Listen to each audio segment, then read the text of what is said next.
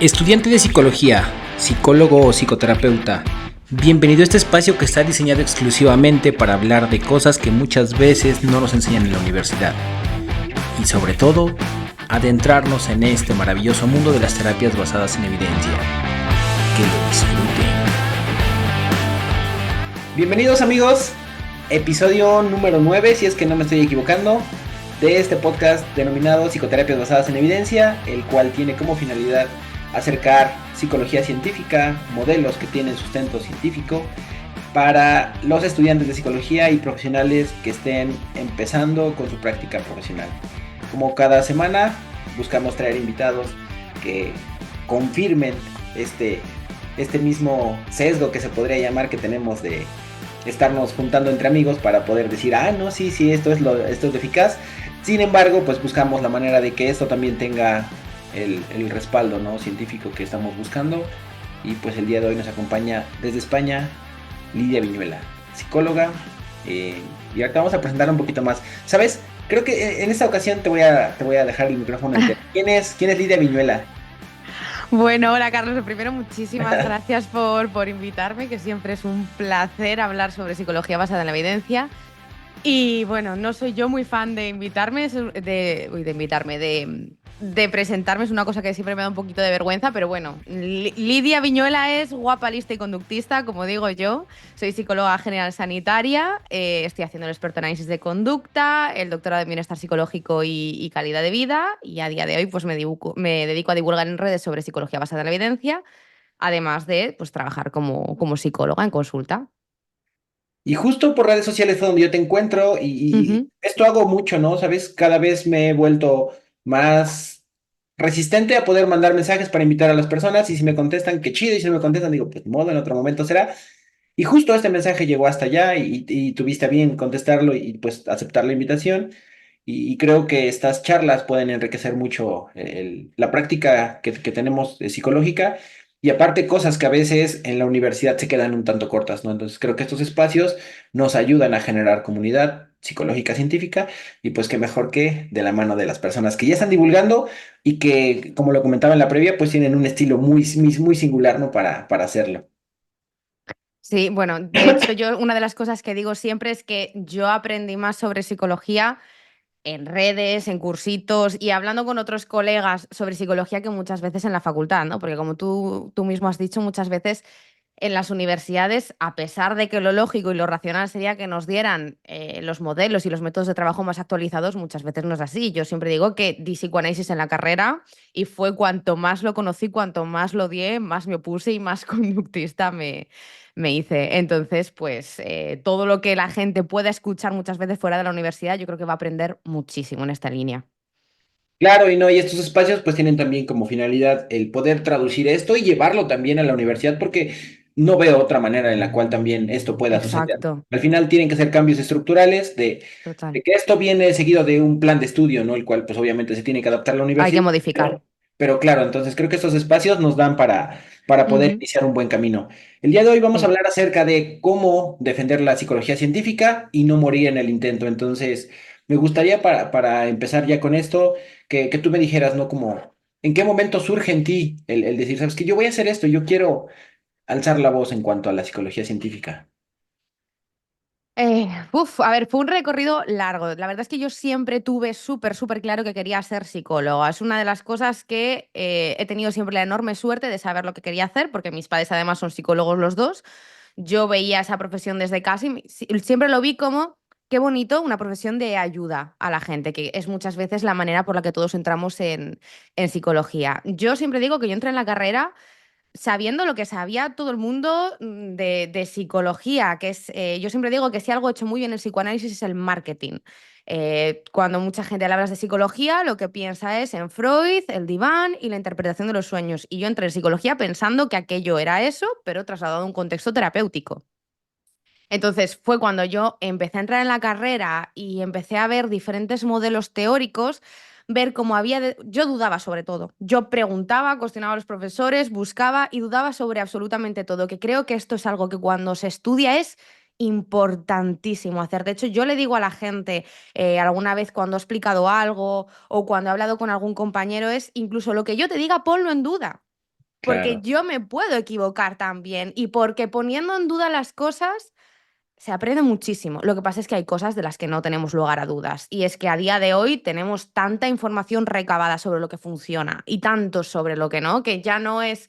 Podemos dudar o podemos poner en cuestión pues, modelos terapéuticos que están avanzando, ¿no? Por ejemplo, las contextuales, que a día de hoy pues, vamos avanzando y sabemos cada vez un poquito más, pero hay cosas que ya están extremadamente validadas. Entonces, yo una vez que entré en la carrera y empecé a ver, oye, que ahí había muchas cosas, la sensación era como parece que puedes elegir, ¿no? ¿Qué es lo que te va más? Y fue cuando yo empecé justamente con una profesora que la vi a lo largo de toda la carrera, psicoanalista pura y dura, con un cuadro de Freud gigantesco en el despacho. No creo que me esté escuchando, pero desde, desde aquí si me escucha un abrazo. Cuando yo empecé a ver que aquello del psicoanálisis no tenía absolutamente ningún sentido y que la psicología no era esto de ponerte a hablar de los sueños, desahogarte en sesión, sino que había mucho más y que realmente era mucho más complejo de lo que yo pensaba. Entonces, yo realmente la formación que recibí en la facultad fue más de orientación cognitivo-conductual, con pinceladas de, bueno, pincelones y brochazos de terapia psicoanalítica. Y luego al empezar a trabajar me di cuenta de que la cognitivo-conductual se me quedaba corta. Y fue cuando conocí el conductismo. Entre medias, yo realmente empecé a divulgar cuando estaba en el máster y cuando ya estaba muy cabreada. ¿Por qué? Porque había sido los 4 años de carrera, hablar con profesores que hablaban de la terapia psicoanalítica como que aquello fuera algo que se puede admitir cuando sabemos que no funciona. La mayor parte de mis compañeros o eran integradores o asimilaban el psicoanálisis como algo verdadero que al menos se podía tener en cuenta y yo ya no sabía cómo decir que no a aquello. Y además es que creo que algo que nos pasa muchas veces a los psicólogos que trabajamos desde la evidencia científica es que nos sentimos solos. Porque somos muy pocos, somos muy, muy pocos. Porque es mucho más atractivo pensar que tenemos una cajita negra en la cabeza de cosas escondidas que hablar en términos de condicionamiento clásico, operante, habituación y todo este tipo de cosas. Entonces, yo entiendo que es una aproximación de la psicología bastante más compleja. Entonces, fue en el máster donde yo coincidí con una compañera que era más o menos afín a mí y creé una cuenta de Instagram y empecé a divulgar y de hecho también una temporadita que tuve un podcast. Pero no ha sido hasta más hace poco, cuando yo he metido cabeza realmente en el conductismo, cuando me empezó a volver, pues es un poquito más radical en ese sentido, ¿no? Cuanta más experiencia recoges, cuando encima trabajas y ves que hay cosas que funcionan tan bien, cuando ves a consultantes que llegan reventados de haber pasado por 6 psicólogos y ninguno ha hecho lo que tenía que hacer y de repente en un par de meses contigo funciona lo que tiene que funcionar, dices, pero ¿cómo puede haber cosas que sigan siendo así? Yo siempre digo, no es que la gente mejore porque yo soy una psicóloga de la leche. Hombre, intento ser mejor en mi trabajo todos los días, eso por supuesto. Pero realmente lo que ocurre es que lo único que hago es lo que se ha demostrado que hay que hacer. Pues para un TOC, una exposición con prevención de respuesta, por ejemplo. Entonces, claro, por buena intención que tú tengas y por mucho que hayas estudiado psicoanálisis, puedes mantener a una persona con TOC 6 años en consulta sin avances si no haces lo que tienes que hacer. Entonces, bueno, ese ha sido un poco más o menos mi recorrido, Carlos. Creo que sin problema podríamos terminar aquí el episodio porque dijiste muchas cosas tan Ya, es que a mí ciertas. como me tires del hilo, No sé ni por dónde seguir. Mira, voy a ir en orden de cómo lo fui pensando. Lo primero es que, qué influencia tuvieron tus papás en esto, ¿no? O sea, ellos te guiaron por esta área de, pues, el análisis de la conducta o también tuviste como en casa este propio dilema de decir, oye, papá, es que... ¿qué va? ¿Qué va? ¿Qué va? O sea, a ver, mi padre es sistémico y realmente trabaja en un contexto más social, pues eso, con familias, mujeres maltratadas, este tipo de cosas. Y mi madre sí que es orientación más cognitivo-conductual, pero ella trabajó siempre en la Asociación Española contra el Cáncer. Entonces, de ellos vi un poco en qué consistía la profesión y yo sabía que era una profesión de ayuda y a mí eso pues siempre me gustó en ese sentido. Pero yo creo que realmente les he enseñado, me van a matar si escuchan esto. Hola, mamá. Perdón porque Eh, te puse la pregunta. no, no, no, no pasa nada, no pasa nada. Pero de hecho, yo con mi padre, por ejemplo, discuto muchísimo. Siempre me dice, Lidia, es que eres muy radical, frena un poco. No lo puedo evitar. Entonces, no, realmente, yo creo que he introducido más yo el análisis de conducta en mi familia que ellos. De hecho, tienen muy, muy claro por dónde voy y me vacilan un poco. Bueno, hay una cosa que hemos empezado a hacer en Navidades, que es el enemigo invisible, que consiste en regalarle a la persona que te haya tocado, en vez del amigo, pues el enemigo. Y tienes que regalarle a la persona que te haya tocado algo que odie. Vale, pues a mí me tocó el año pasado, gracias a mi madre, un libro de la interpretación de los sueños de Freud. Sí, lo Entonces, sé. me conocen bien ya, me han influenciado, yo creo que de cara a la psicología, aunque nunca insistieron, no es lo típico de las familias de, pues tienes que ser médico, pero el análisis de conducta es algo que creo que más bien descubrí yo. Es bien bonito y sabes, ahorita que lo estabas platicando me acordaba, porque justo en casa hay una dinámica similar. Mis papás no son psicólogos, pero mi hija Ujú. me escucha todo el tiempo hablar, ¿no? Y le digo, es que son los principios del aprendizaje. Esta historia del reforzamiento. Y entonces, cada que yo menciono algo de la conducta, a veces dice, ay, papá, es que ya me tienes hasta el gorro con el conductismo. Y entonces, pero ella cada vez empieza a analizar y cuando yo le digo algo me dice, oye, estás castigando mi conducta. Y le digo, oye, entonces es ¡Wow! una muy buena analista de conducta. Y entonces se da cuenta que está, consumiendo estos conceptos y se espanta y dice, no, ya me voy. Y ya, bueno, entonces es bonito porque ella ya identifica y Mola sabe que mucho. castigar no es regañar, sino castigar es disminuir la probabilidad. Y entonces digo, tú serías una muy Exacto. buena analista de la conducta. ¿Porque qué edad tiene tu hija? 13 años. 13 años. Oye, con 13 años que ya tenga esas cosas tan claras me parece estupendo. Y además me parece muy importante lo que has dicho, castigar no quiere decir hacer daño, sino que es disminuir la conducta, que por esto muchas veces también nos vienen a funar a los conductistas.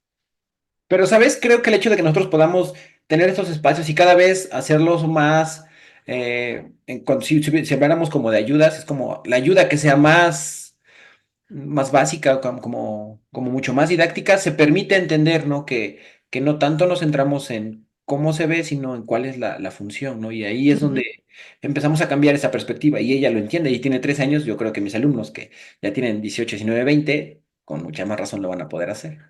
Hombre, Bien. hombre, quiero decir. Ahora, me quedé también un poco enganchado con lo que hablabas acerca de los conceptos psicoanalíticos son muy seductores, o sea, Sí. yo he de ser muy honesto, cuando yo estudié la carrera, yo decía, wow, esto para mí es bien mágico, ¿no? O sea, yo decía, tengo que entender todo esto para poder comprender cómo nos estamos comportando, ¿no? Y Ujú. entonces, a veces cuando nosotros hablamos desde las ciencias del comportamiento, tú dices, ¿seguro nada más está pasando esto? Y tú sí. Y entonces como falta, Sí. falta más explicación, tú dices, no creo que solo sea esto lo que me esté pasando, ¿no? ¿Cómo nosotros como conductistas, cómo pues trascendemos esta brecha, ¿no? Yo siempre digo que la psicología tiene que ser y es sencilla.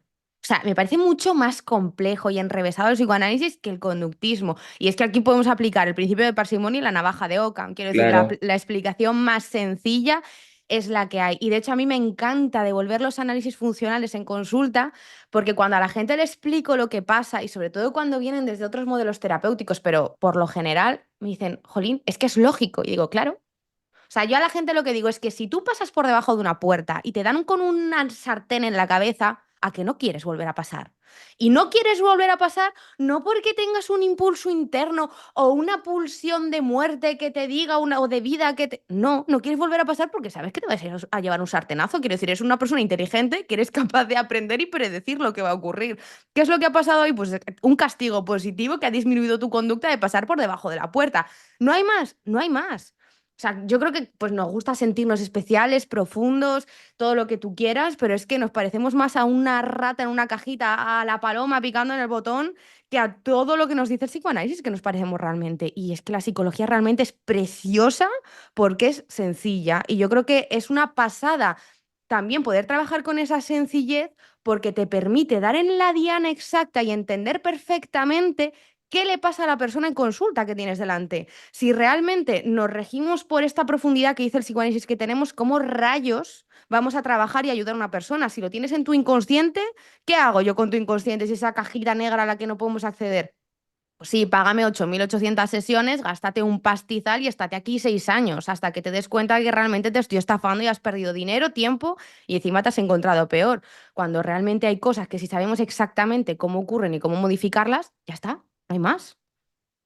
Y es bien bonito cuando lo empiezas a entender, ¿no? O sea, cuando tú dices, esto que está pasando es una contingencia de reforzadores positivos. Y entonces tú te los pones hacia el consultante y esto hace mucho sentido y como tú comentabas, mucha lógica. Ahora, creo que nosotros los conductistas no lo sé si lo vemos de una manera como, pues muy honesta, pareciera que somos enemigos de todo el mundo, porque estamos peleados con el psicoanálisis, estamos peleados con el humanismo, estamos peleados con la Gestalt, estamos peleados con el sistémico, estamos peleados con el modelo biomédico, estamos peleados con los cognitivistas. Entonces, ¿cómo nosotros, o sea, cuál es como la manera en la que nosotros podemos hacernos amigos de todos ellos? Porque al final se piensa que somos enemigos de las personas que siguen estas posturas teóricas y no en sí mismo de la postura teórica. ¿Sabes qué pasa? Que yo no creo que nosotros seamos enemigos de todo el mundo, sino que creo que todos estos colectivos son enemigos del avance científico. O sea, realmente yo no odio a la persona que hay detrás de un modelo psicoanalítico. Es más, creo que la intención de todos los psicólogos, Claro, independientemente del modelo con el que trabajen, es buena y es la de ayudar. Lo que pasa es que están equivocados. Entonces, claro, creo que lo único que podemos hacer los conductistas es hacer este trabajo de divulgación de la manera más sencilla, más parsimoniosa y más atractiva posible a la gente que, pues eso, que está fuera de todos estos modelos.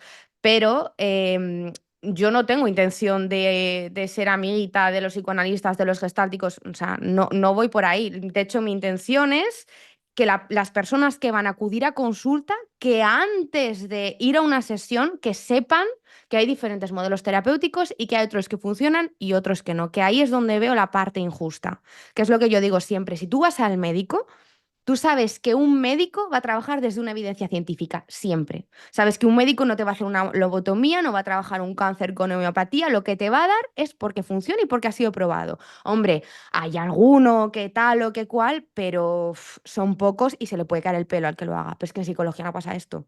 Tú vas a un profesional de la psicología dando por hecho que el tratamiento te va a funcionar, partiendo de la base que tú crees que una terapia psicológica es psicoanálisis, con lo cual, si te lo encuentras, no te va a sorprender, poniendo en un momento de vulnerabilidad toda la confianza en ese profesional y a lo mejor para salir reventado.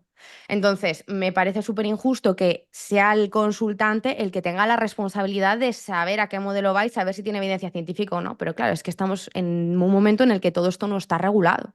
justo. Entonces, o educamos a las personas que van a consulta para que dejen de consumir contenido psicoanalítico, o por lo menos para que si lo consumen y acuden a este tipo de terapias, sepan que no tiene rigor científico, o no, lo que no vamos a hacer es convencer a las personas que lo aplican de que dejen de hacerlo, además por la disonancia cognitiva que les causa. O sea, yo entiendo, me parece mal y creo que hay gente muy mal educada, pero yo entiendo cuando a mí en comentarios me vienen a funar de que si soy egocéntrica, que, claro, es que o sea, les estoy generando una disonancia cognitiva del copón. Es una persona que lleva mogollón de tiempo trabajando desde un modelo terapéutico, formándose, ha invertido dinero, tiempo, ha tenido algún consultante que ha funcionado, con lo cual su modelo terapéutico también está reforzado intermitentemente. Justo. Entonces, que te venga yo a decir que lo que haces es una mierda, pues chico, yo entiendo que te moleste, no te voy a decir yo que no. Pero yo siempre digo que esto es como el tabaco. ¿Tú puedes fumar? Sí, pero sabiendo que el tabaco es malo. ¿Quieres ir a un modelo terapéutico que no funciona? Eres libre de hacerlo, pero que sepas que no funciona, que no vayas pensando que te van a ayudar y encima estés peor de lo que entraste.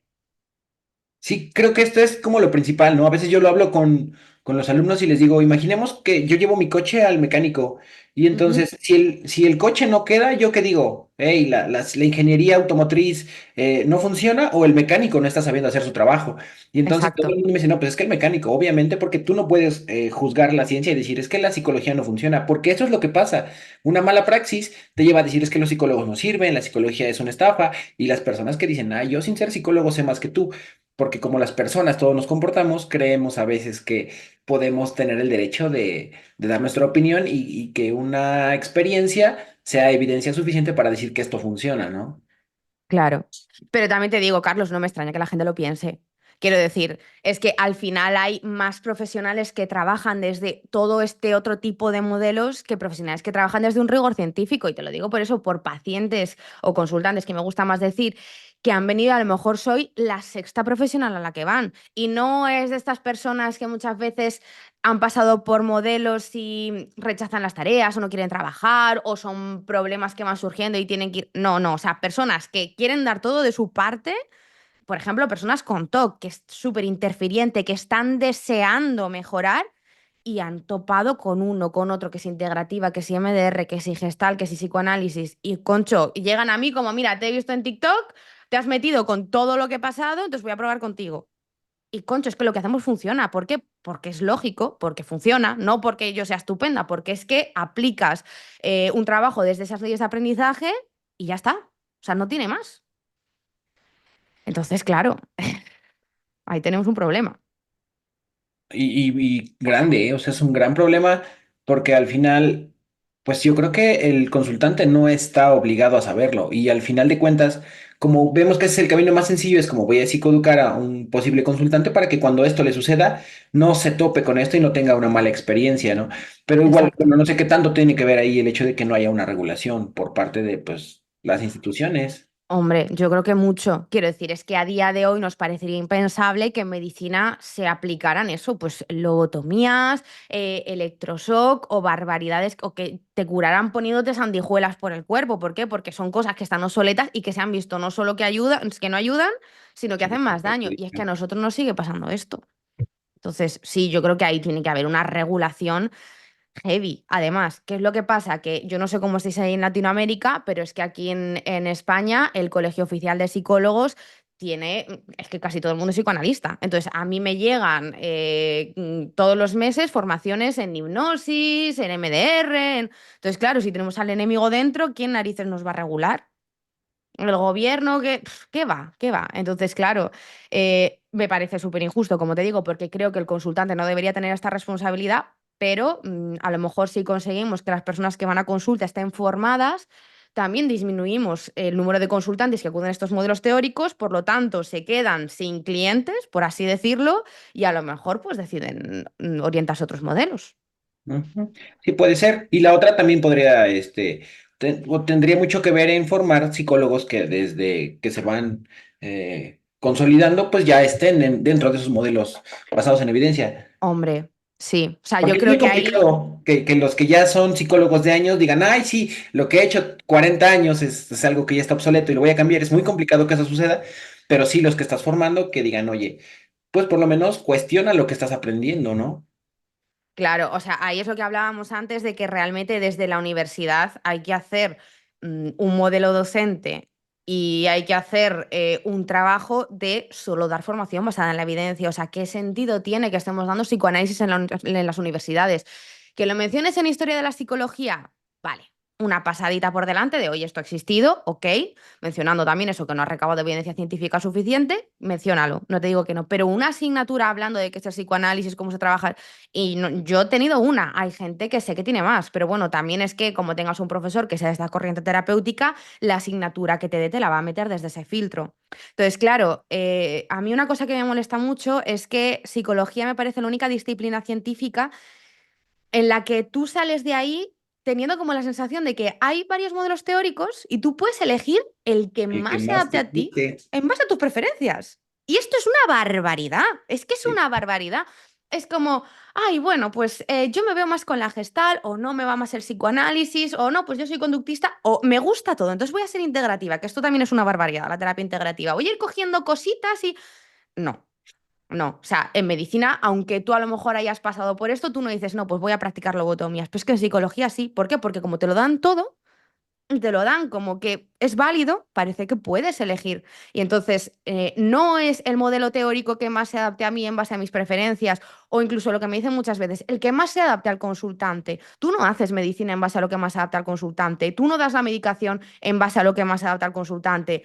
Aplicas la medicina en base al problema y ya está. Y hay aplicaciones que funcionan y otras que no. Entonces, no es una cuestión de elección, pero claro, sí, mientras en las universidades se siga permitiendo esto, tenemos un fallo. Bueno, ahora estos espacios los construimos para precisamente no hacer contrapeso a las universidades, porque, ¿sabes? Yo, por lo menos yo no me gustaría satanizarlas, porque al final es la Ujú. única herramienta con la que contamos, ¿no? Por ahí sale el señor Sí, Emilio Ribes y dice, si cierras todas las facultades de psicología en Latinoamérica, no pasaría absolutamente nada, porque al final de cuentas no te vuelves un buen psicólogo dentro de... Pero es la única herramienta que tenemos, realmente, si prescindiéramos de facultades de psicología, no tendríamos nada por hacer. Entonces creo que el trabajo tendría que ser llevar esta psicología científica y que cada vez vaya teniendo más peso, ¿no? Que cada vez haya psicólogos más preparados, que sean los que estén dando estas formaciones, porque yo considero de poca utilidad el hecho de que tengamos una reestructura en el plan de estudios si no hay profesionales capacitados que te lo puedan dar. O sea, no sé qué Exacto. sería peor porque creo que es igual de ineficiente. Claro, no, no, o sea, yo creo que lo que tú dices es como ir modificando, ir llevando, no tiene sentido cerrar la facultad, ¿por qué no? Porque además es que hacen falta psicólogos, hacen falta buenos psicólogos, porque yo creo que muchas veces es mejor no ir a terapia que ir a una mala terapia en ese sentido, pero creo que sí que hay que ir haciendo un trabajo de ir reestructurando las facultades y metiendo cada vez más docentes formados en la evidencia y además trabajos como el que estás haciendo tú, Carlos, de entrevistar a personas que trabajamos desde la evidencia científica, creo que es algo que va a ayudar mucho. Y de hecho me gusta porque cada vez veo más o estoy en contacto más con psicólogos que estáis por allí, por Latinoamérica, como Scarlett Espinosa, Guillermo Radical y demás. Entonces veo movimiento también por la parte de Latinoamérica, que estáis empezando a visibilizaros y me parece que eso está fenomenal. Y este puente también que estamos tendiendo entre España y Latinoamérica de conductistas no está nada mal. No, sí, claro, y aquí en México ya hay una comunidad un tanto grande y con muy buenos exponentes. Acabas de mencionar a Scarlett y a Guillermo, los Ujú. conozco personalmente y son unos Ah, profesionales. Y así como ellos, pues por lo menos en México y sí, en Latinoamérica hay muy, muy, muy buenos. Y algo que estoy haciendo es pues intentar que con ellos empecemos a conectar y hacer una red más grande. Porque al final el estudiante de psicología que está en primeros, terceros, quintos semestres, que están apenas empezando, pues necesitan también conocer esto. Y si a veces no está en la facultad, bueno, yo sé que me puedo formar por fuera. De hecho, algo que yo les digo a los chicos es, así como tienen sus asignaturas, pues vayan buscando formaciones pues de manera simultánea para que esto no quede tan corto, ¿no? Pero, ¿sabes? A veces creo que el hecho de su propia de etapa del desarrollo, sea como su edad y todo esto, a veces no les da a entender la importancia de formarnos pues, modelos basados en la evidencia y la otra es que pues están todavía peleados por pues su vida, ¿no? O sea, como por la claro, construcción de lo que van a hacer. Y a veces ahí es donde está lo complicado. Porque parece claro. que lo entiendes hasta que ya lo estás ejerciendo, ¿no? Y justo me pasó así como tú dices. En el momento en Ujú. el que vi consultantes y me di cuenta que los modelos estaban cortos, dije, yo necesito más explicaciones. Y llegas y dices, aquí están Claro. las explicaciones. Claro, lo que pasa es que tengas que empezar a trabajar para tenerlas es tremendo, ¿no? Quiero decir, 4 años de formación en la facultad, Sí. dos casi de máster y tienes que luego, o sea, si realmente se nos diera simplemente lo que necesitamos para trabajar desde conductismo y tal, la carrera sería más breve, pero mucho más eficaz. Entonces, es verdad que en ese sentido yo creo que era Carmen Luciano, además, la que hablaba de que tampoco estudiamos bien al individuo porque lo estudiamos como compartimentado. Yo por lo menos tuve la suerte de ver algo de análisis funcional en la carrera, que en ese sentido estoy agradecidísima a mi facultad, pero sé que hay mucha gente que no. Y creo que esto también es un problema porque cuando de repente tienes que salir y verlo de repente, el análisis funcional es algo complejo de aprender. Entonces, yo sé que hay muchos psicólogos que una vez que han empezado a trabajar y no tienen esa formación en análisis de conducta, es como no, bueno, yo el análisis funcional lo hago de cabeza, me dicen mucho. Si estás haciendo el análisis funcional de cabeza, no, no tienes ni Nada. puñetera idea de lo que es un análisis funcional, amigo. Sí, es que a veces nada más pues como por quedar bien, dices, ay, sí, yo también ocupo esto, ¿no? Pero si no sabes cómo funciona, pues mejor nada. Que va, que va. O sea, tienes claro algunas cosas, ¿no? Que es esto de que hablas así de refuerzos o que colocas cadenas conductuales, pero yo me hago como una idea, ¿no? Es como no te puedes hacer una idea. O sea, y además es que me parece una falta de respeto hacia el consultante, porque por Claro. ese pasito que no das tú, ese trabajo que no haces a la hora de formarte en elaborar ese análisis funcional, es tiempo que le vas a hacer perder a él, es dinero también, porque lo que te permite precisamente el análisis funcional es saber exactamente a dónde tienes que ir. Si no, vas a trabajar de manera tan genérica que vas a perder realmente tiempo en concretar durante las sesiones. Y eso si por lo menos trabajas desde algo que se acerque un poco a lo científico, como estés desde un modelo psicoanalítico, que sí que más te da análisis funcional si tu vista precisamente está en el pasado. Y que si no funciona, tú dices, ah, es que el consultante llegó con resistencias, ¿no? Eso me parece. Mira, eso, me encanta eso del psicoanálisis, porque creo que te permite dormir súper bien por la noche. Digo, jolín, yo muchas veces digo, si es que realmente me he equivocado, porque yo sería mucho más feliz si fuera un psicoanalista. Trabajaría muchísimo menos y dormiría mejor. ¿Por qué? Porque si el consultante no mejora, es porque no le da la gana a él, porque es un paciente resistente. Pero si hay algún cambio, va a ser por mí, por la terapia. Entonces, haga lo que haga, yo lo estoy haciendo bien. Concho, pues yo comiéndome en la cabeza todos los días, a ver si estoy ayudando a la gente, cómo puedo mejorar esto, por qué esto no ha salido, y pudiendo ser psicoanalista, fíjate. Nos equivocamos de modelo. Ya. Si fuéramos un poquito menos éticos, oye, pues Que creo que nosotros no nos damos cuenta de la gravedad de malas prácticas hasta que o no nos pasa o le pasa a alguien cercano, ¿no? Porque hasta antes de esto es como, pues que no te importe, a cada uno le funcionan cosas diferentes y entonces tú dices, ching, ¿no? En qué momento? pero es que no es cierto, quiero decir, vamos a ver, obviamente somos personas individuales, pero es que algo que no entiende la gente y tampoco entiende cuando hablamos de conductismo es que precisamente el conductismo te permite individualizar. El Claro. conductismo, ese análisis funcional es individualizado. No es, toma para esto, que justamente es lo que sí hacen otros modelos terapéuticos. Que yo lo veo, por ejemplo, mucho desde la MDR y trauma, que de repente les entra por la puerta de la consulta una persona que le ha pasado o ha vivido algo que se puede etiquetar mínimamente como trauma, y yo creo que hay psicólogos que salivan y dicen, pues ya está, para trauma MDR, pim, pam. Y claro, me encuentro con personas que a lo mejor han vivido un suceso que se puede etiquetar como desagradable, pero que realmente no tienen nada que ver con el problema que les ha llevado a consulta y les están haciendo MDR, que no deja de ser una terapia de exposición. Le estás exponiendo algo que realmente no Ujú. necesita exponerse y a lo mejor estás sensibilizando y estás generando un problema todavía mayor. Entonces, eso sí que no es individualizar la terapia. El conductismo, el análisis funcional, precisamente te permite poner ese foco y hacer un tratamiento individualizado. De hecho, justo es algo con lo que todo el tiempo estoy mencionando, es que pues las hipótesis de origen son completamente diferentes en cada persona, así sean hermanos gemelos, Sí, ¿sí? Entonces, tanto las hipótesis de origen como las de mantenimiento, pues nos permiten entender cómo cada persona, cada caso es un caso y no es como, tienes ansiedad, haz porque es otra de sí, de los problemas, ¿no? Como, tienes ansiedad, bueno, haz técnicas de respiración, pinta mandalas, ¿no? Y lo que les digo, no podemos decir que una estrategia funciona a priori. O sea, por eso se necesita. Yo no digo que una técnica de respiración no pueda ser útil, sí la puede ser, pero necesito conocer después de un análisis funcional que esto va a funcionar y no que justo antes claro. de yo ya diga, ¿sabes qué? Las técnicas de respiración. Claro, es que ahora que hablas de las técnicas de respiración, yo creo que ahí hay un melón interesante, ¿eh? Porque precisamente veo que se utilizan mal, precisamente por no saber cómo funcionan y para qué. Vamos a ver, o sea, una técnica de respiración aplicada a lo mejor desde el mindfulness, ¿no? Pues oye, porque lo puedes hacer a lo mejor por la noche o un Jacobson porque te metes en la cama agarrotado. Vale, no te va a venir mal. El problema es que se utilizan como herramienta para alivio de la ansiedad. Y aquí tenemos un problema, porque si precisamente los problemas que traen a las personas a consulta tienen que ver con la evitación y tú das una herramienta más de evitación, pues Reforzadores ayudar, negativos, sí. claro, no vas a ayudar una mierda. O por ejemplo, en los ataques de pánico, un ataque de pánico está precisamente mantenido por intentar controlar, intentar hacer que los síntomas disminuyan. Pues no sabes la cantidad de gente que ha venido a consultas por ataques de pánico, que es de primero de carrera el tratamiento, que tienes que hacer exposición a los síntomas, y lo que les han mandado 800 psicólogos son respiración diafragmática. Puedo entender que cuando son ataques de ansiedad, que ya estás ahí metido en todo el batiburrillo, vale, mandas algo tipo distractor para salir de esa burbuja, ¿no? Porque puede ser técnicas de respiración, puede ser buscar cuatro cosas de un color o lo que sea. Pero cuando estamos hablando de que se está manteniendo por evitación y metes una técnica de respiración, es no entender cómo Cualquier funciona. técnica. Claro, claro, y es entender eso. Pues hay cuatro tips para aliviar la ansiedad. Pues no hay tips en psicología, no hay un para esto.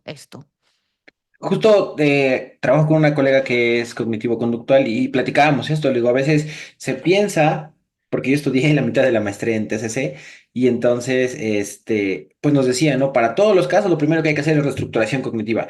Y ya cuando yo me moví al modelo conductual, tú dices, bueno, pero pareciera que la reestructuración cognitiva en algunos casos también podría ser un reforzador negativo, ¿no? Hombre, en el TOC es una barbaridad.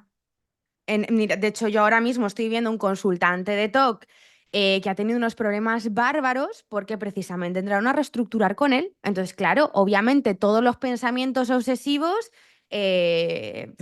tela, tela. Entonces, claro, cuando si te das cuenta qué es lo que está pasando ahí, que realmente el mecanismo mantenedor es la rumia, tú sabes que para una persona que con pensamientos obsesivos y rituales, tú no tienes que dar eso. ¿Qué es lo que pasa? Que claro, si la idea que tenemos únicamente del TOC, o sea, si yo no trabajo con análisis funcional y simplemente con etiquetas, yo voy a pensar que TOC es el que se lava las manitas. Y cuando hay una conducta motora que mantiene el TOC, ya, pero ¿y cuando la conducta no es motora, sino que es cognitiva y lo que estoy haciendo es rumiar? ¿Para eso qué? Entonces, ahí hay que detectar muy bien qué es lo que está pasando. Y si yo ahí te meto reestructuración cognitiva, tenemos un fregado interesante, claro.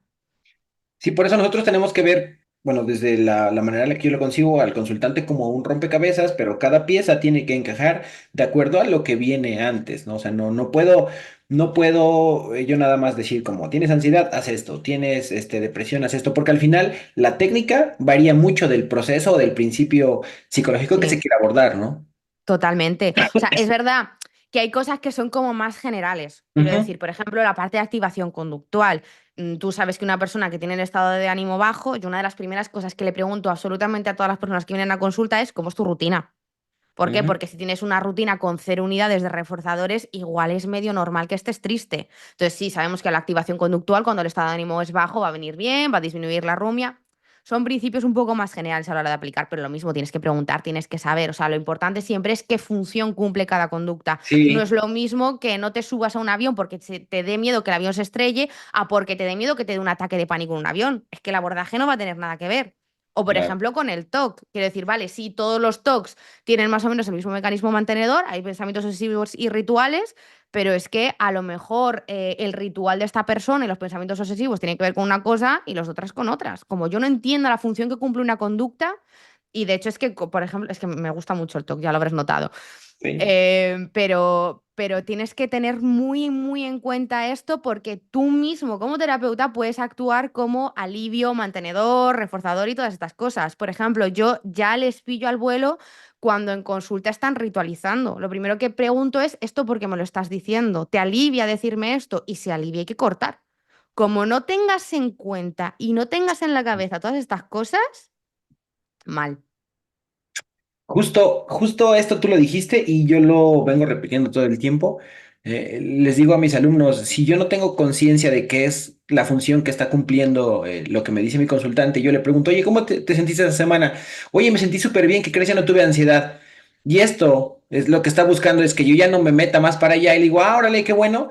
Entonces yo puedo estar haciendo o estar reforzando conductas de evitación y escape, le digo, entonces Claro. yo sé que a ver, oye, a ver, cuando me dices que estuviste bien, ¿a qué te refieres, no? Y ¿Qué ya es estar bien? cuando lo operacionalizas te das cuenta que únicamente te estaban como poniendo la barrera de que no, ya no vengas más porque ya me siento bien, ¿qué crees? Y yo, gracioso, ¿no? Claro, claro. O sea, es súper importante siempre concretar y operativizar. De hecho, yo creo que una de las cosas que más repito en consulta no es el depende, sino es ¿a qué te refieres con esto? Ujú. ¿Cómo ¿Por se qué? Porque ve? tienes, claro, es que tienes que concretar muchísimo. No, es que, o, por ejemplo, a la hora de diseñar objetivos, no me vale que me digas aumentar la autoestima, que hay muchos psicólogos que con esto se conforman. Aumentar la autoestima, ¿qué carayos es para ti la autoestima? Porque a lo Ujú. mejor para mí la autoestima es ponerme un vestido azul y a lo mejor para ti la autoestima es hablar en público. Los objetivos que vamos a tener van a ser completamente diferentes. Por eso, siempre es súper importante, de aquí a tus estudiantes que me escuchen, concretar en consulta a qué se refiere la persona, los objetivos y las conductas problema. Súper importante. Y creo que esto es una manera muy digerible de entender, ¿no? A qué nos referimos. El ejemplo que yo utilizo siempre es el del berrinche. Cuando llega la mamá y me dice, es que quiero que mi hijo deje de hacer berrinche, y yo me voy con eso y le pongo objetivo, que el niño deje de hacer berrinches. Y yo empiezo a trazar un plan de tratamiento para que deje de hacer berrinches. Yo no sé ni qué compone un berrinche, como cuáles son las morfologías diferentes, intensidad, duración, también como para poder saber de dónde partimos y dónde vamos a acabar. Y entonces esto lo Claro, vuelve complejo porque justo tienes que conocer todas estas variables y esto hace que pues estés muy pendiente del proceso y no nada más es de cómo te fue, bien, ah, qué bueno, ¿qué sigue? ¿No? claro, claro, totalmente. O sea, lo que dices tú, por ejemplo, con las rabietas es que es importante que concretar también. Lo primero, ¿qué es una rabieta para el padre o para la madre? Porque a lo mejor lo que tú estás entendiendo como una rabieta realmente es un comportamiento normal y natural del niño que, oye, Justo. pues que es un crío y simplemente está corriendo por el salón. Vale. Y lo segundo, qué está pasando para que se dé una rabieta. Y en base a lo que esté pasando, que normalmente suele ser que el niño llora y le das lo que quiere, con lo cual estás reforzando la rabieta, en base a eso, pues saber cómo hay que trabajar. Como simplemente a lo mejor te pongas a, hay que trabajar con las rabietas, vale, disminuir las rabietas, pues a lo mejor lo que hago es meter al niño en consulta y estar 27 sesiones explicándole por qué no tiene que tener rabietas, cuando el niño, si le siguen reforzando la conducta de llorar, lo va a seguir haciendo. Sí. Ahora, voy a dar un giro un tanto pues radical Gira, en este gira. aspecto, porque me gustaría preguntarte cuál dirías tú que es como el camino que podrían seguir los estudiantes de psicología para hacer esto, ¿no? Porque al final todo el tiempo tenemos que explicar y defender el por qué esto que estamos haciendo funciona, porque aunque haya instituciones que te digan, mira, hay una revisión de revisiones, bueno, metaanálisis, que te dicen Sí. que esta es la evidencia, eh, aún así las personas es como, no, pero es que la evidencia está pagada por intereses y quieren que únicamente se ocupen esos modelos porque se fomenta el sistema capitalista y cuestiones que aquí en cualquier loco se le Claro, puede porque ocurrir. la formación en psicoanálisis no vale pasta, ¿no? No, Además sí, clarísimo. es carísima. Y a ver, es verdad que hay estudios que están financiados y que están pagados, pero por farmacéuticas. Los conductistas Ujú. creo que no tenemos pasta para pagar nada. Pero yo lo que les diría sobre todo es que sigan a cuentas de divulgación basadas en la evidencia científica, que lean, que se cuestionen, que piensen y que se formen también sobre evidencia científica. O sea, yo siempre digo, empieza de lo más sencillo a lo más difícil. Leer a Froxam, por ejemplo, es jorobado cuando no tienes ni idea de análisis Sí, de ya conducta. es A avanzado. Froxam, si una crítica se le puede hacer a Froxam es la parsimonia. Podría haberlo hecho un poquito más sencillo de leer. Pero, por ejemplo, Ramón Nogueras, que también está funadísimo el pobre hombre, pero creo que no se arrepiente de nada, los libros que tiene son bárbaros, o sea, están muy bien explicados, son divertidos de leer, son súper accesibles y además es que te da un montón de referencias, de experimentos y te lo demuestra continuamente. A mí sobre todo el que más me gusta, que es el de por qué creemos en mierdas.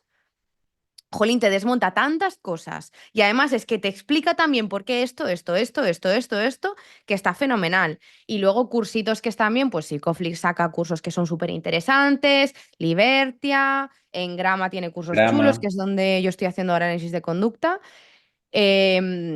Y hay bastantes, bueno, si quieren más tipo contextual, pues Instituto AC tiene alguna también, terapiascontextuales.com. Yo en mi perfil tengo ahí, porque siempre me pregunta la gente por formación, en los destacados tengo ahí cosas de formación que están bien. Y luego libritos que están bien, pues por ejemplo el de Jorge Barraca, que hablábamos antes de terapia de parejas, estupendo. Sara Belén yo creo que no tiene ningún libro, pero ojalá en algún momento lo saque porque me encantaría leer algo de pareja y de Sara. Bueno, y un libro que es estupendo ahora que se me viene a la cabeza, el que ha sacado Julia Moreno de todo lo que me habría gustado saber antes de mi primer beso, que trata sobre relaciones, es súper ameno de leer, súper interesante y, concho, cómo explica las relaciones desde el conductismo. Entonces, yo soy cero fan de los libros de autoayuda, pero es que el de Julia Moreno es una pasada, la verdad. Y luego, por supuesto, hay que leerse a Skinner. No podéis salir de la carrera sin haber leído a Skinner. Y no sé qué más podría aconsejarles. Además, eso, cuentas de divulgación, formación de poquito a poco en cursos pequeñitos y libros de lo más fácil a lo más difícil, diría yo. Ahora, desde inicio tú comentabas que este camino es solitario, ¿no? ¿Cómo lo hacemos menos solitario?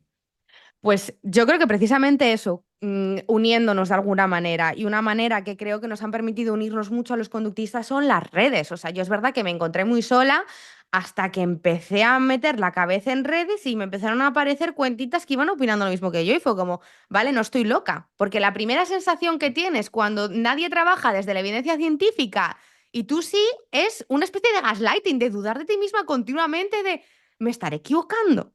Y cuando ves que otras personas que saben más, que están trabajando, que opinan lo mismo que tú, yo sentí una sensación de alivio tremenda de, vale, o sea, esto es por esto y no soy la única que lo piensa. Y cada día yo creo que somos unos poquitos más o por lo menos hacemos un poquito más de ruido.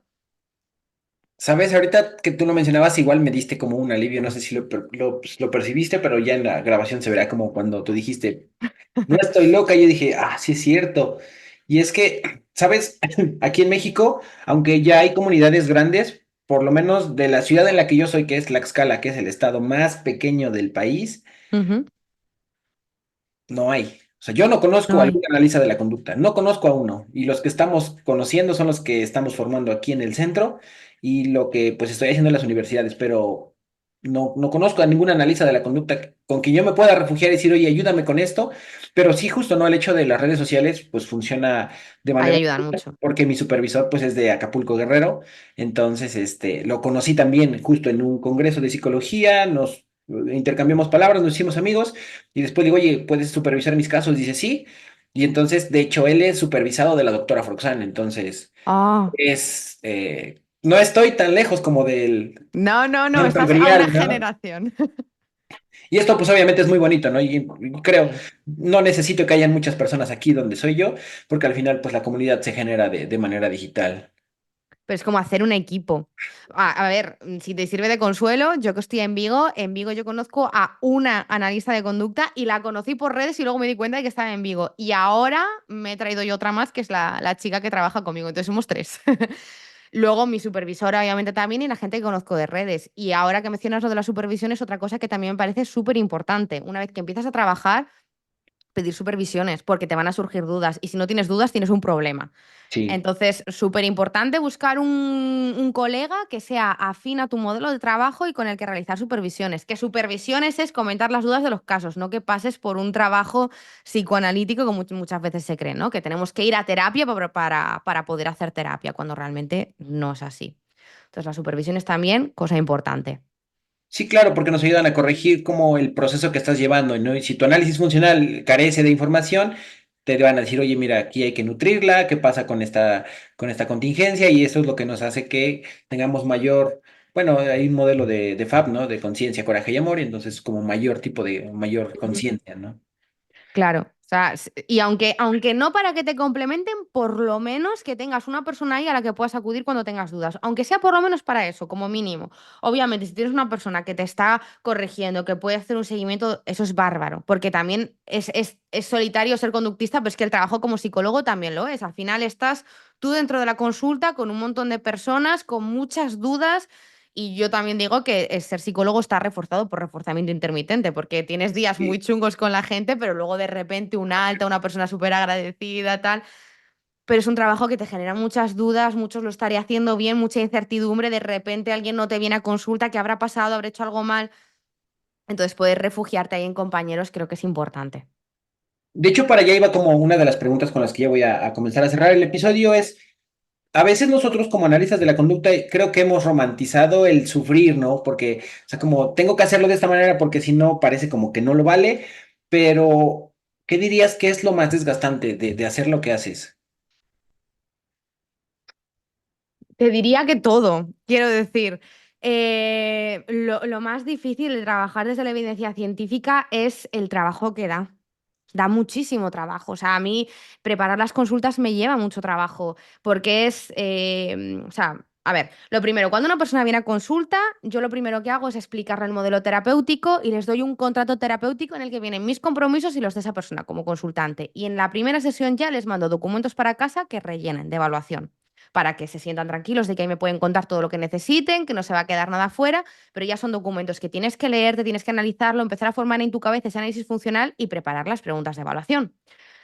Una vez que empiezas la evaluación, empiezas a formular análisis funcional. El análisis funcional es algo que obviamente cuando tienes práctica cada vez te lleva menos trabajo, pero lleva trabajo. Y es algo a lo que tienes que volver porque siempre hay cositas que cambiar, que Sí. reformular, que esto no es así. Ir preparando las sesiones que van entre medias, leer entre medias, formarte. Luego las exposiciones para nosotros tampoco son fáciles, porque al final tienes que aguantar, entre comillas, por así decirlo, el malestar a otra persona, que tú le estás haciendo algo voluntariamente que le hace sufrir y que al final son sesiones más largas porque mínimo son de hora y media. Entonces, claro, son cosas que vas juntando. Yo digo que más de 5 personas al día no puedo ni debo ver, porque al final es eso, son esas 5 consultas más las que tienes fuera, más luego es eso, las formaciones, los estudios, son muchas cosas. Entonces, lo desgastante sobre todo es el trabajo que lleva cada sesión. Por eso yo digo siempre, es que la terapia no es cara, bastante barata me parece Claro. para todo lo que hay. Y yo una de las cosas que le digo muchas veces a mis consultantes cuando me preguntan por estos temas y tal, tú no pagas por la hora que estás aquí conmigo. De hecho, una sesión de terapia puede durar media hora, un cuarto de hora u hora y media. O sea, es una hora por aproximación y porque si a lo mejor queremos dedicar un rato más a charlar, que puede durar una hora. Pero realmente tú lo que estás pagando es que yo entienda exactamente y te explique a ti también qué es lo que está ocurriendo, que vayamos a ese foco y que te dé herramientas para trabajar sobre todo eso. Entonces, bueno, esto no tenía nada que ver con lo que me estabas preguntando, pero ya has visto que yo cojo un tema y me voy, me voy yendo. Ya, ¿qué dirías que entonces es lo más complicado? No morir en el intento a la vez que eres analista de conducta, básicamente. Lo primero eso, por todo el trabajo que da y porque encima con todo lo que te lo curras tienes continuamente a personas diciéndote que no lo estás haciendo bien o que eres poco ética o que eres egocéntrica o que eres narcisista, ¿no? Entonces tú trabajas y además lo que recibes por parte de otros profesionales es que lo estás haciendo mal. Y cuanto más te preocupas por la ética, menos ética te dicen que eres. Es así. Pareciera que me estás describiendo y eso se hace sentir un poquito complejo aquí. Sí, sí, sí. Ahora, tocaste dos temas que es que digo que no manches, estos temas nos dan para hablar un montón de tiempo, ¿sabes? Uno era el de que tú les mandas papeles bueno, de documentos a tus consultantes para que los llenen en casa, ¿sabes? Ujú. Esto es algo muy importante porque a veces cuando no lo sabes, tú le dices, bueno, primera sesión, cuéntame, y sacas una tablita con tu machote de preguntas y empiezas a tomar datos dentro de la sesión y yo digo, ¿por qué le cobras una sesión a un consultante por preguntarle y llenar todo aquí, ¿no? Como esto hacerlo, Claro. quizá, y aparte, yo digo, es un robo, ¿no? El hacer sesiones para llenar información. Totalmente, total. Quiero decir, si es un documento que pueden hacer en casa, además, yo entiendo, la gente en la primera sesión viene muy nerviosa muchas veces, sobre todo si es la primera vez que viene a la terapia, y siempre se van con la sensación de no haberte dado información suficiente. Entonces, la primera sesión puedo dedicarla más a simplemente que se explayen y cuenten, Sí. no meterme tanto a preguntar, interrogar y tal, simplemente es una sesión más de contacto, de entender el caso, ver si lo puedo llevar yo o no, que sepan cómo vamos a trabajar, les mando sus documentos, los rellenan tranquilamente.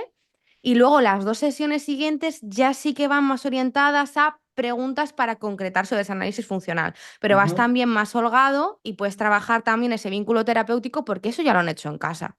Y además es que el hecho de mandar esos documentos también te da mucha información, porque el ver cómo los hacen, ver si lo procrastinan, si de repente una persona te pone 17 objetivos divididos por colores, son cosas que también te ayudan a entender Sí. un poco por dónde va la historia, ¿no? Y también si no las hacen. Y si no las hacen. Yo también digo que es algo que me sirve mucho para poner un límite también en terapia, que es lo importante es que son las tareas terapéuticas, porque de hecho yo no fijo siguiente sesión, salvo casos excepcionales, si esos documentos no están hechos. Entonces es como la primera pauta que yo asiento de esto hay que hacerlo. Sé que hay gente que me tachará de rígida, no me extraña, me llevan tachando de rígida desde que soy conductista, pero creo que es importante. De hecho, yo en el contrato terapéutico que les enseño en la primera sesión y les ofrezco firmar, uno de los compromisos que siempre les recalco que es el más importante es el de las tareas terapéuticas. Las tareas terapéuticas, que yo entiendo que desde otros modelos no se entienden y se ven como los deberes del cole, es algo que es lo único que va a permitir que bueno, lo único no, pero es una de las cosas que va a permitir que la terapia avance y que no se convierta en que la persona vaya, se sienta, se desahogue y se vuelve a ir. Es lo que va a permitir que se generalicen todo ese tipo de conductas y de cambios a lo largo del día. Si no se hacen las tareas, tenemos un problema. Entonces, esos documentos tienen muchas funciones, pero una de ellas es dejar claro lo importantes que van a ser las tareas y cómo la terapia no va a poder avanzar si no se realizan.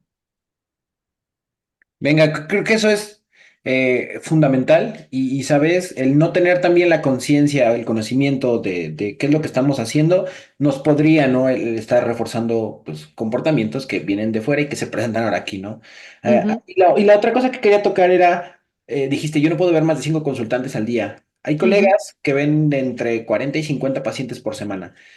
Tomando en cuenta lo demandante que es un solo consultante y esto multiplicándolo por 8 al día o 9 al día, creo que, bueno, no sé, es que no es tanto que lo crea, ¿no? Pero, o sea, no es, o sea, como, o sea, no es que sea mi opinión, pero no nos da, no te da el tiempo para poder llevar un buen No. proceso con Claro, este también te digo, trabajo. depende cómo trabajes. Depende cómo trabajes. Quiero decir, si tú trabajas desde un modelo conductista, como veas 8 personas al día, te revientas. Te revientas. Pero claro, si trabajas desde un modelo terapéutico en el que no tienes que preparar las sesiones y son sesiones más de eso, pues psicoanálisis, libre asociación y demás, en la que la persona simplemente habla y el objetivo es eso, que vaya sacando, vaya sacando, vaya sacando, claro, el desgaste va a ser muchísimo menor. Es como una jornada laboral de 8 horas. Yo siempre digo que en una sesión de consulta el desgaste es absoluto, no es como estar trabajando en una oficina de, ay, me he saturado, me voy a levantar, no le puedo decir al consultante, un momento que voy a tomar un café que me despejo, no. Tienes que estar pensando qué es esto que me he dicho, qué significa esto, aquí tengo que concretar un poco más, aquí le tengo que frenar, aquí tengo que reforzar esto, Entonces, la cabeza va continuamente funcionando. 1 hora seguida de atención sostenida y ya sabemos que la atención a la hora empieza a bajar. Yo a la quinta persona ya estoy desconfigurada. Como me metas 8, trabajo un día a la semana, no puedo más. Sí, se tiene su chiste, ¿no? Y aparte, bueno, mucho ya se habla acerca del cuidado del terapeuta, pues como también Sí, el ver tantos es una cosa que te hace ser como más eficaz, más eficiente también a la hora de dar psicoterapia, porque al final de cuentas, pues estás vendiendo un servicio, ¿no? Si fuera claro. regalado, yo podría decir, ¿sabes qué? Bueno, no me exijas mucho porque no me estás pagando, pero estás pagando y creo que mereces un servicio que genere cambios y que sea significativo para ti. Claro, es eso, si ves 8 personas al día y dices, Buah, hoy no me apetece trabajar con este, que ya estoy cansada y le paso un test, hombre, puedes hacerlo y descansar, pero claro, es que esa persona te está pagando una sesión por no hacer realmente nada. Y le estás dando algo para descansar tú. Eso no es ético de ninguna de las maneras. Entonces, yo es lo que digo, pues yo voy a intentar ofrecerte el mejor servicio que pueda siempre, pero por eso me tengo que cuidar yo por el camino. Como vea 8 personas al día, no. Ok. Gracias por haberlo compartido esto, porque creo que también a las personas que están empezando verán qué tanto, ¿no? Yo entiendo que el factor económico es importante, pero si tú ponderas el ingreso económico por delante de la salud de las personas, tal No, vez no estamos yendo por el camino adecuado. Tal vez esto no sea el que claro. tendrías que hacer. No, y además es que también tienes que verlo porque incluso aunque estés haciendo poco, son 8 personas al día, 1 hora con cada persona de tú a tú, con lo cual eso te va a desgastar. Como no te cuides por ese camino, yo lo veo como no estás perdiendo dinero, sino que realmente lo estás invirtiendo en ti. Como irte de vacaciones, no estás tirando el dinero, lo estás invirtiendo en tu salud, en encontrarte mejor, en poder ir a trabajar y en no desgastarte. Ver 8 personas al día es que al año ya estás con un burnout que no te lo crees. Ay, no. Yo nada más veo de 2 a 3 al día, bueno, eso por las tardes y ya no más. Ya no puedo, no puedo. Qué suerte. 3 es el ideal, ¿eh? Sí, yo 2 a 3 máximo en un día, no, no más, no hay manera. Qué Y suerte. aparte, pues como doy clases en la mañana, pues aprovecho como un espacio y el otro. O sea, creo que mi rutina de vida me ha llevado así y la verdad no me siento para nada preocupado. Pues eso está fenomenal, Carlos. Que Qué tengas bueno. una buena rutina, que te Ah, cuides. Estupendo. bien, ya es momento de cerrar el episodio. Antes de irnos, me gustaría que tú me dijeras, si ellos tuvieran que tomar una decisión, la audiencia que ahorita nos escucha, si tuvieran que tomar un paso que los acerque un poquito más a una práctica basada en evidencia, ¿tú cuál dirías que podría ser? Una práctica, pero ¿tipo qué? ¿De formación? ¿De una decisión que tuvieran que tomar? Ajá, o sea, que no sé, leer algún libro, tomar algún curso, formar, no sé, Es que grupos. claro, aquí voy a pecar de psicóloga y te voy a decir que depende, Sí. claro.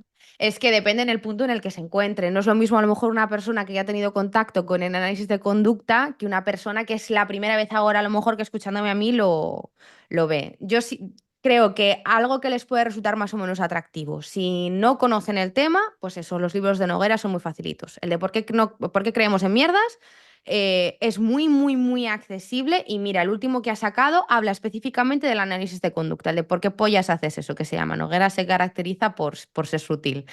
Entonces, yo creo que o el de por qué pollas haces eso, o incluso el de por qué creemos en mierdas, que es más accesible todavía, es una buena manera de entrar en contacto. Eso y seguir cuentas de divulgación. Porque se lo van a transmitir siempre de manera más amena. Entonces, a lo mejor empezar desde gente que no es ni psicóloga para acercarse a la práctica científica e ir subiendo escalones. Divulgación y libritos sencillitos. Nogueras y Julia Moreno. Creo que son unos muy buenos pasos para iniciar y bueno, el hecho de seguir cuentas, pues de divulgadores, me suena algo en lo cual te vas a empezar a contagiar de manera directa lo que aquella persona está queriendo compartir. ¿En Ujú. dónde te pueden seguir a ti? Hombre, a mí por supuesto, yo encantada. En Instagram soy think barra baja healthy barra baja psicología Y en TikTok, pues @centrovivar con V y con B. Son nombres complicados, para escuchar así por voz. No Pero te bueno. preocupes, de todos modos, ahorita los vamos a poner aquí en la descripción del episodio y quien pues quiera seguirle a sus redes, ya saben que desde aquí pueden llegar y bueno, pues hagamos más grande esta comunidad. Lidia, te agradezco muchísimo este espacio, el tiempo, las facilidades, el compromiso y el estilo, porque al final de cuentas parte de algo que va determinando los invitados, pues yo los filtro, ¿no? Entonces tiene que hacer mucho sentido. El que sé que esta plática va a ser muy interesante, por lo menos lo es para mí. Espero que también lo haya sido para ti y pues que a las personas que nos están escuchando también, ¿no? Porque creo que esto es como la comida. Si tú te comes algo que realmente disfrutas, cuando se los ofreces a las demás personas pareciera que también lo van a disfrutar, ¿no? Entonces pues no me queda más que agradecerte y esperemos tener una segunda edición de este episodio, como no. Nada, muchísimas gracias a ti, Carlos, por invitarme. Me ha encantado hablar contigo. Me alegra saber que al otro lado del charco hay más conductistas, que cada vez somos una comunidad más grande y, por supuesto, siempre estaré encantada de volver y charlar otro ratito contigo. Y a la gente que te está escuchando, muchísimas gracias por escuchar y por abrir un huequito también en su tiempo a la psicología científica. Esto es por lo que estamos viviendo y entonces hay que dar hasta el último suspiro. Muchísimas gracias. Nos vemos todos la siguiente semana. Cambio y fuera.